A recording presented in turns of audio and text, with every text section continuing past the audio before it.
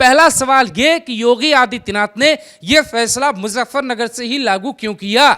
योगी आदित्यनाथ ने name plate वाले फैसले को लागू करके क्या संदेश देने की कोशिश की है, क्योंकि मात्र 10 सीटों पे चुनाव होने हैं जो उपचुनाव हैं, और उपचुनाव के लिए योगी का एक इतना बड़ा फैसला जो पूरे देश की सियासत की हवा को बदल सकता है, उसके पीछे के मायने को समझना पड़ेगा। दोस्तों, योगी आदित्यनाथ अपने हर फैसले को यूपी के पश्चिम से ही लागू करने की कोशिश करते हैं। इसके पहले योगी ने यह कहा कि यूपी में जो भी गुंडागर्दी करेगा या जो माफियागिरी करेगा, जो माफिया बनेगा, उसकी गर्मी निकाल देंगे और मई जून में शिमला बना देंगे यूपी को।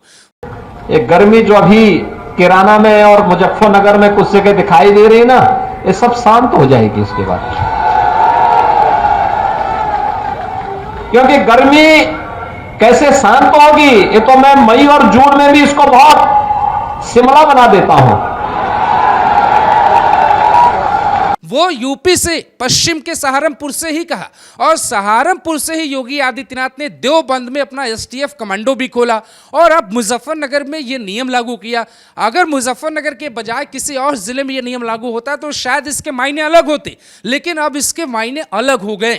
आखिर योगी बताना क्या चाहते हैं और उसकी पूरी कहानी क्या है, और वो दिखाना क्या चाहते हैं उस वर्ग के लिए जिस वर्ग के लिए वो राजनीति करते आए हैं। राजनीतिक गलियारों में इस तरह की चर्चा है कि योगी आदित्यनाथ ने एक वर्ग यानी कि अपने वर्ग को यह बताने की कोशिश की है कि देखिए, आंखें खोलिए, समझिए, जाति में मत बटिए और समझिए कि रामलाल और श्यामलाल की दुकानों पर कैसे अब्दुल और तमाम ऐसे लोग कब्जा करते जा रहे हैं। योगी आदित्यनाथ को लेकर राजनीतिक पंडित यही दावा कर रहे हैं कि आंखें खोलकर देखिए कि कैसे किसी भी शहर में ज्यादातर दुकानें किसकी हैं। योगी आदित्यनाथ इस फैसले को लागू करवाकर यह दिखाना चाहते थे कि देखिए कि आपके साथ किस तरीके का व्यवहार किया जा रहा है।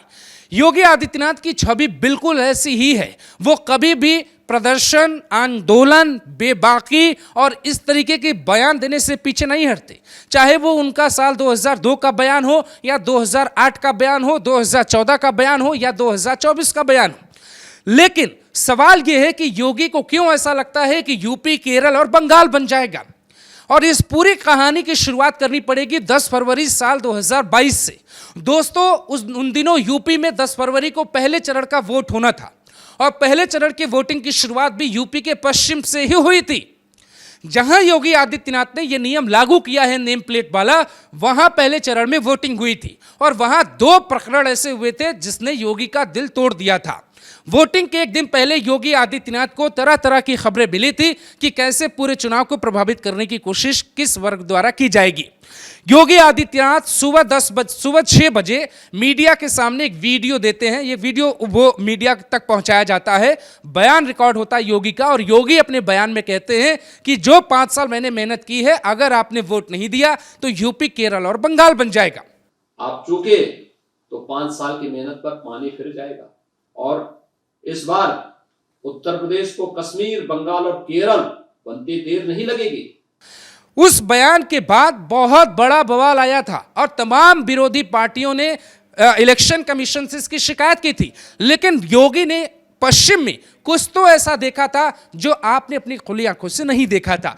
यही कारण बताया जा रहा है कि इस बड़े फैसले को योगी ने मुजफ्फरनगर से ही लागू किया, ताकि वो अपने खास वर्ग को ये बता पाए कि देखिए कैसे रामलाल और श्यामलाल की दुकानों पे अब्दुल और सलीम की दुकानें हावी होती जा रही हैं। दोस्तों, इसके पीछे तीसरा रीजन यह भी है कि जब एक देश एक कानून यूसीसी के जरिए आना था, यूनिफॉर्म सिविल कोड, एक देश एक कानून अगर लागू हो जाता तो इस तरीके के कानून धड़ाम हो जाते, और कोई भी इस तरीके की जो बार बार टिप्पणी होती है कि कोई सरकार नियम लाने की कोशिश कर रही है तो सुप्रीम कोर्ट का आदेश आ जाता है, कोई सरकार कुछ करने की कोशिश कर रही है तो कोई याचिका डाल देता है, भाई कोई सरकार काम करने की कोशिश कर रही है तो सुप्रीम कोर्ट, हाई कोर्ट, तमाम दुनिया भर की संवैधानिक संस्थाएं हैं जो उनके कदम को रोक लेती हैं। इसीलिए यूसीसी आने से पहले योगी ने एक देश एक कानून का मुद्दा इस नेम प्लेट वाले इश्यू से छेड़ दिया। अब लोगों की यह मांग है कि योगी आदित्यनाथ ही शरिया कानून को भी बंद करेंगे। योगी आदित्यनाथ ही कई ऐसे कामों को बंद कर देंगे जो एक खास वर्ग के लिए उनका अपना कानून है। योगी से मांग की जाने लगी है कि जो जज साहब आपके फैसले के खिलाफ है, क्या उनसे ये नहीं पूछा जाना चाहिए कि जब वो अपनी गाड़ी से निकलते हैं तो उनके गाड़ी पे जज साहब लिखा होता है? क्या उनके गाड़ी पे सुप्रीम कोर्ट नहीं लिखा होता? ये तमाम बातें जनता के बीच में अब होने लगी। लेकिन सवाल सिर्फ 3 है कि योगी ने इस फैसले को मुजफ्फरनगर यानी कि यूपी पश्चिम से लागू क्यों किया?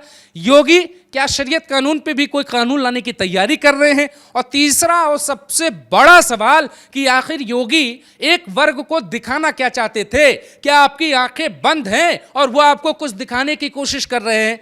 ये बहुत बड़ा सवाल है। और आप इसमें समझिए कि मेरठ में एक घटना होती है, नौशाद नाम के एक व्यक्ति को गिरफ्तार किया जाता है। इस पर हम एक अलग रिपोर्ट बना चुके हैं दोस्तों, शायद आप में से कई लोगों ने वो रिपोर्ट देखी।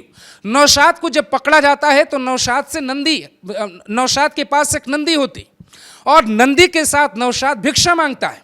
और ये कब हुआ? ये तब हुआ जब योगी आदित्यनाथ ने बताया कि नाम छिपाया जा रहा है। तो योगी के इस बयान के पीछे सिर्फ कोई पॉलिटिकल मास्टर स्ट्रोक नहीं, बल्कि इस बयान की कीमत है। और ये बयान 1 या 2 दिन, हफ्ते या 2 हफ्ते, महीने या 2 महीने में खत्म नहीं होता दोस्तों। इस बयान पे एक लंबी लड़ाई शुरू होगी और सुप्रीम कोर्ट को 26 तारीख को तमाम तथ्यों पे सुनवाई करनी होगी। और ऐसा भी हो सकता है कि यह फैसला सुप्रीम कोर्ट वापस ले ले और यह कहे कि यह मनमोहन सिंह सरकार का फैसला है, योगी आदित्यनाथ ने सिर्फ लागू करवाया है।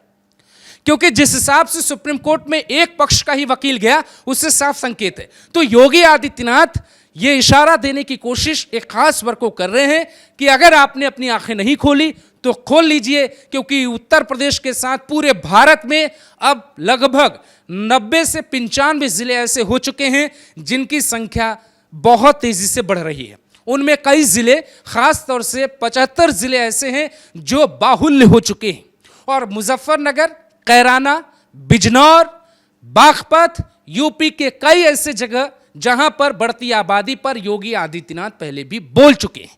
क्या योगी उसी तरफ आपको दिखाने की कोशिश कर रहे थे या मोदी सरकार को यह संदेश भेजने की कोशिश थी कि इस देश को 2 कानून तत्काल चाहिए, एक जनसंख्या नियंत्रण कानून और दूसरा है यूसीसी? बाकी आपको क्या लगता है योगी के इस फैसले के पीछे की वजह क्या रही होगी? योगी ने इतना बड़ा पॉलिटिकल मास्टर स्ट्रोक क्यों खेला अचानक से? आप बताइए।